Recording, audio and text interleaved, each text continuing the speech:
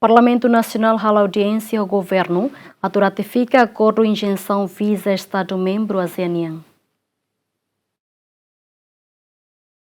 Parlamento Nacional e a Comissão BNB trata assunto negócio estrangeiro, defesa e segurança. A audiência o Ministro Interior, no Vice-Ministro do Assunto ASEAN, onde discute com a proposta de resolução do governo NB Timor-Leste a ratifica quadro ASEAN com a isenção visa. O Vice-Ministro do Assunto ASEAN explica acordo isenção visa ne se vale para a nação membro ASEAN Hotu ou duração loron sanulo resinhat. Italo bilateralmente, Italo negociação bilateralmente com Estados-membros, mas a ASEAN RASIC e acordo quadro ida, nebe que aplica e Hotu tem que rolar partes, sai parte do acordo, né? E para Timor-Leste rolar parte do acordo, né? A muito com o Ministério Interior, mas a audiência pública para depois da ratificação em plenária. Passaporte tolo no Hotu, passaporte de passaporte comum, passaporte de serviço e passaporte diplomático. Mas né, lá hoje tinha intenção a da escola, a educação, a halar o serviço business room, né passaporte, né tem o visto selo kida.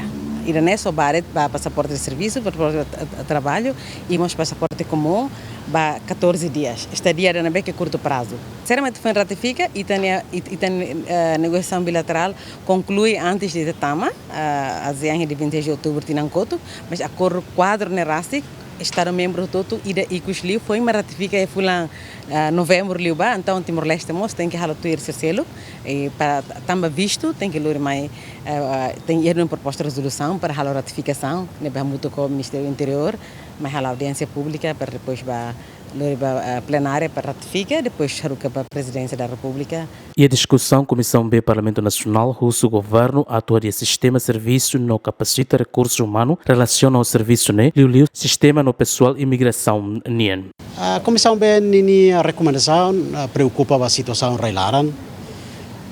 Liu a tu recomenda de a parte relevante competente li hanesan serviço migração nien. Também está tendo kata isenção visto neve maka Timor-Leste hala ho nação membro ASEAN nini conteúdo comum ida maka atu dia kata ita depois da derba ASEAN ita tama ona baiha mercado livre comissão B nini recomendação mas que ita tama ha mercado livre mas be lá significa atu livre ba assunto hotu e assunto balon neve maka livre tu irita ne acordo RASIC, mas bem, e assunto balão ne maka Timor-Leste ne parte, mostra que tal regra a tu regula.